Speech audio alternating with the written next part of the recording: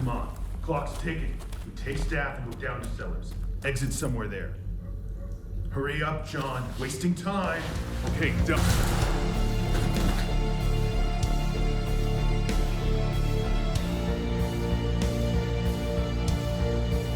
It's been nearly a decade since Escape from Tarkov was announced, and in that time, everything has changed. The game has evolved, sometimes for the better and sometimes for the worse. The community has grown into fanatics, and other studios have tried and failed to capture what Battlestate Games has created. Now, after years of testing and changes, Tarkov has finally reached 1.0. But how did we get here? Nikita and the team, now working on Escape from Tarkov, began their careers at Absolute Soft, developing the game Contract Wars.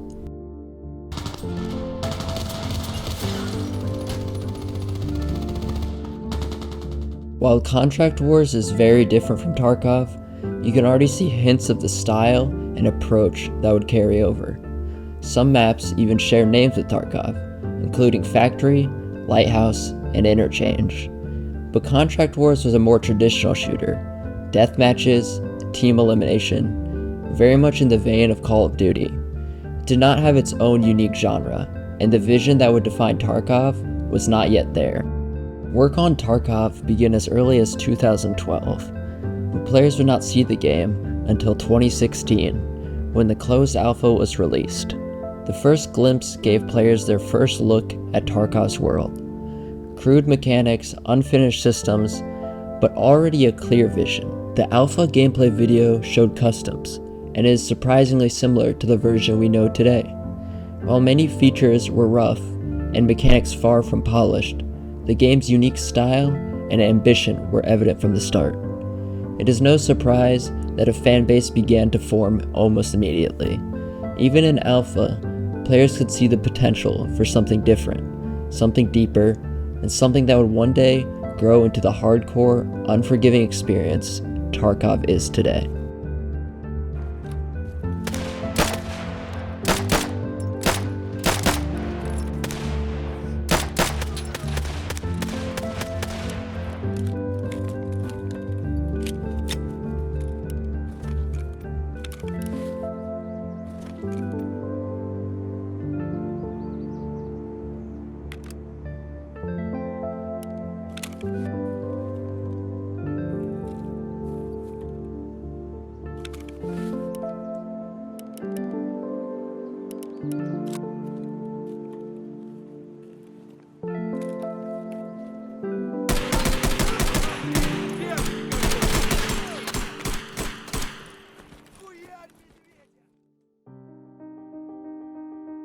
The beta of Escape from Tarkov didn't begin with the massive, interconnected world we know today.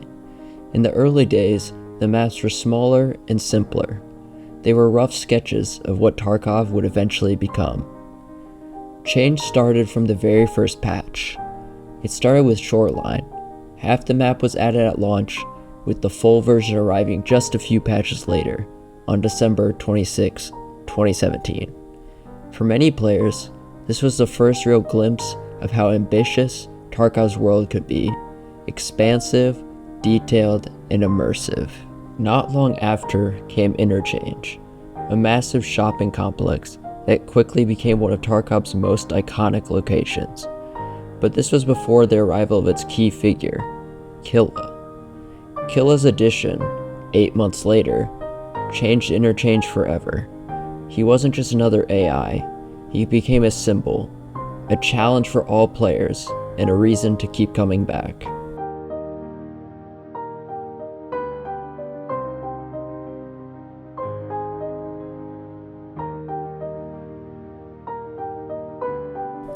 Then came something entirely new, the labs, a high-risk, high-reward environment where only the bold or reckless dared to go. Labs was a turning point. It solidified Tarkov's identity as a game of risk, tension, and consequence.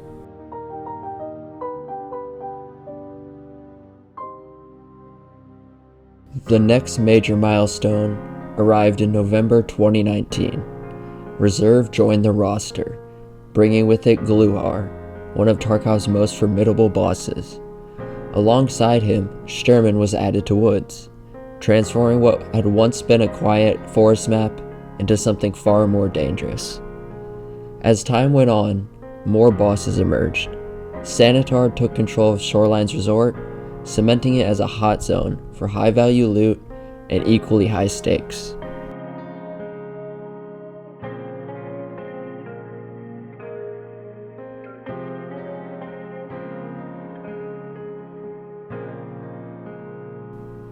Then came the Woods expansion, followed by the Factory expansion, which introduced Tagilla, Killa's brother. Each update layered on more depth, more danger, and more lore. The release of Lighthouse brought with it a new type of enemy, the Rogues, former USEC operatives who guarded the area with military precision. Later, the map expanded, and the Goons, Knight, Birdeye, and Big Pipe arrived to make life even harder.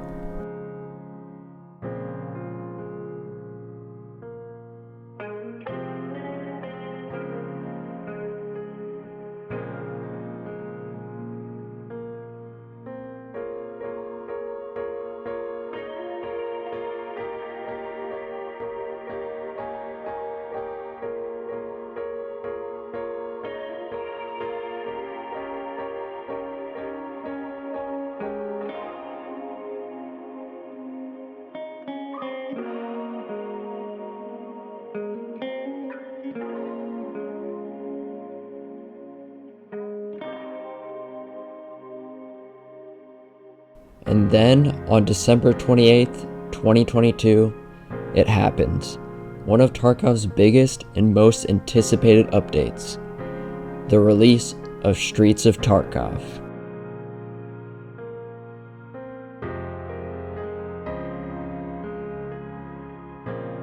A sprawling urban environment unlike anything before it.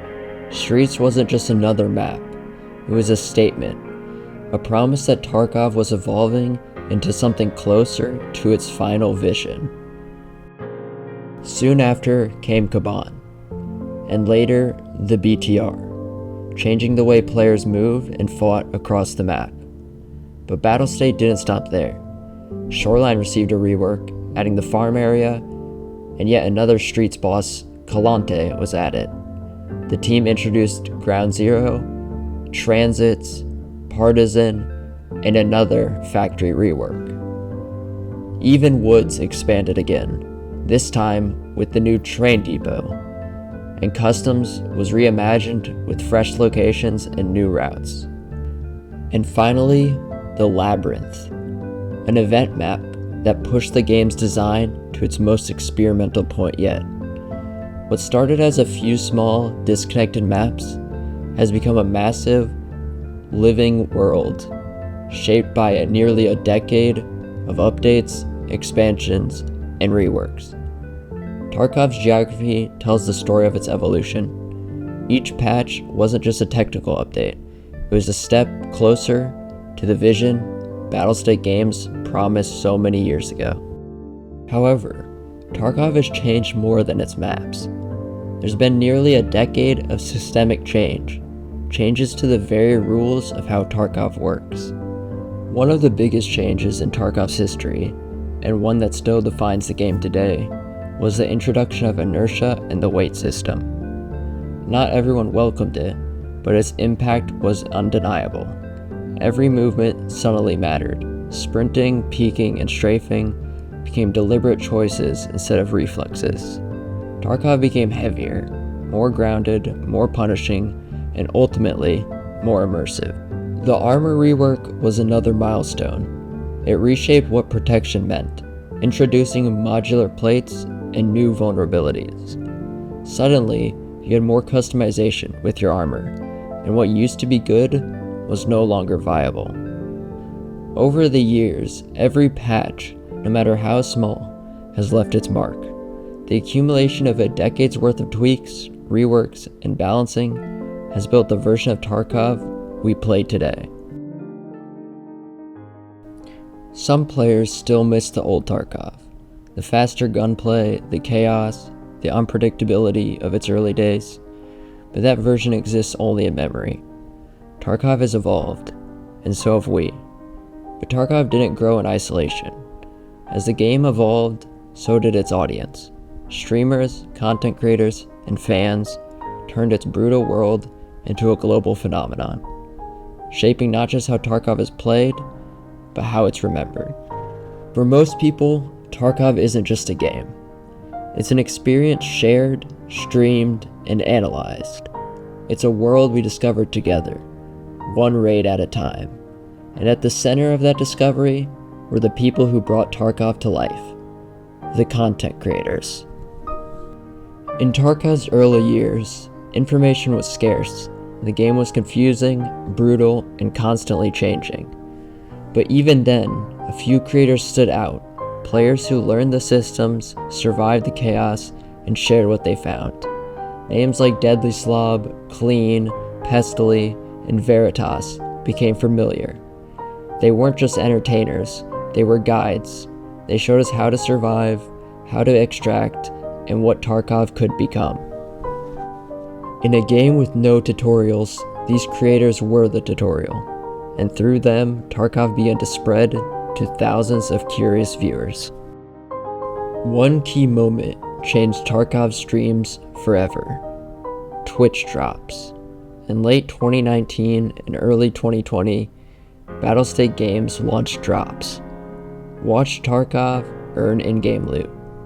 But it sparked something massive.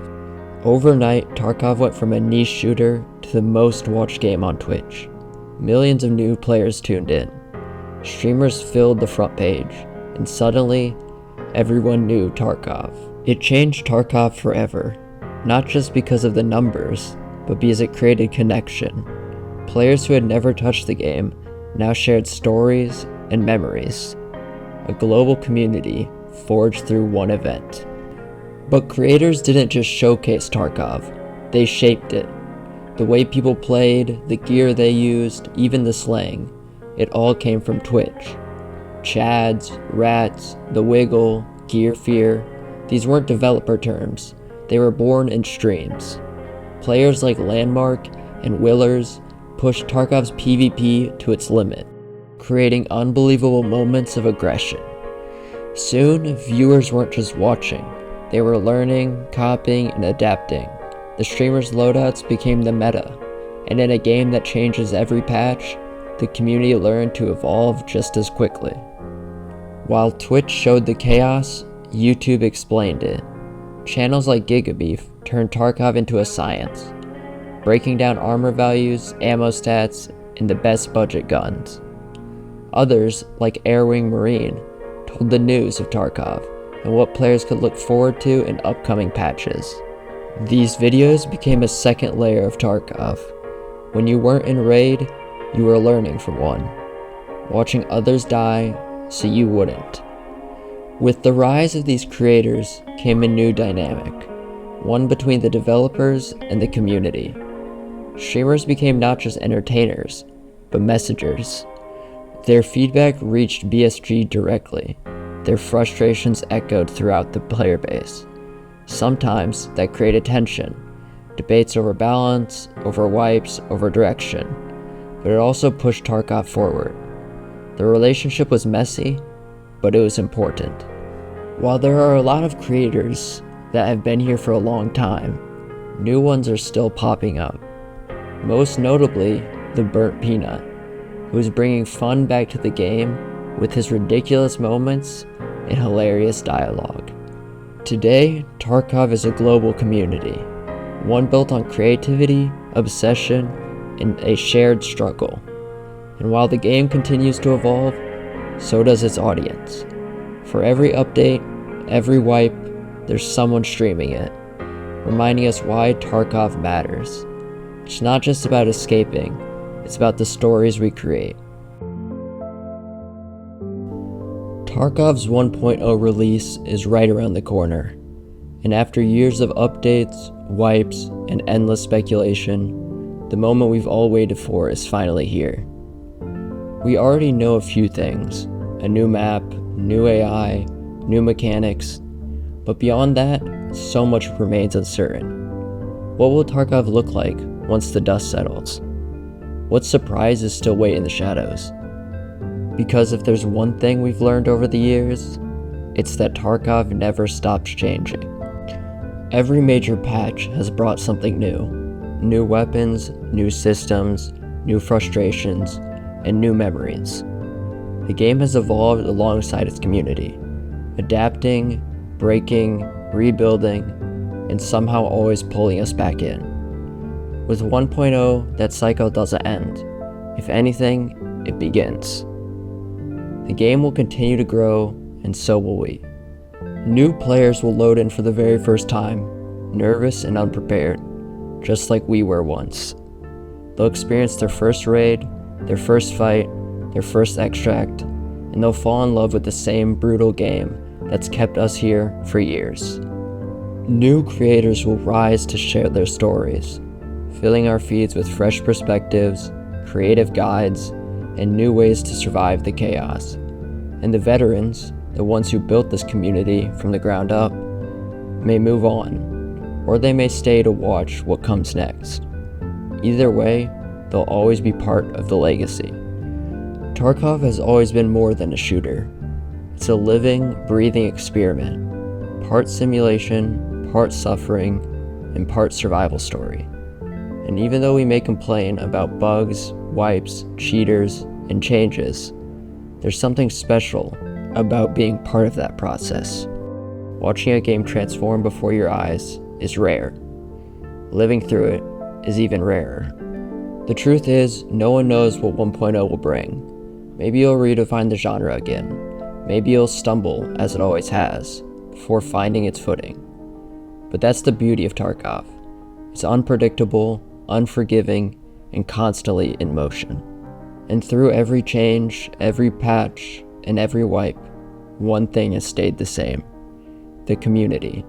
The players, the creators, the people who extract, rage, and queue again.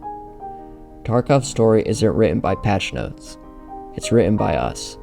By the ones who kept coming back, raid after raid. And as the game moves into its next chapter, we'll move with it. Because that's what Tarkov has always been about. Adapting, surviving, and finding something worth holding on to. The game will evolve. The community will evolve. And maybe we'll be able to escape from Tarkov.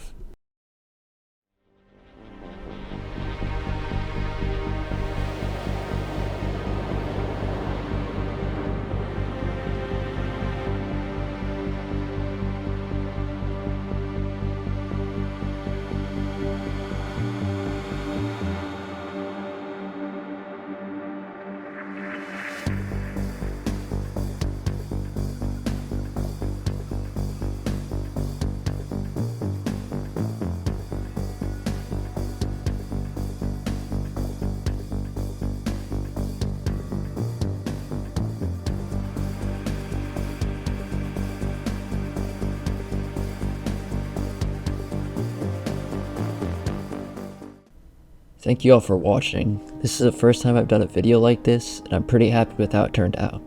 If you enjoyed it, make sure to subscribe, because my future videos will be even better. Also, I stream Monday through Friday at 5 p.m, so if you want to chat with me, check me out either here on YouTube or on Twitch. Until next time, peace out.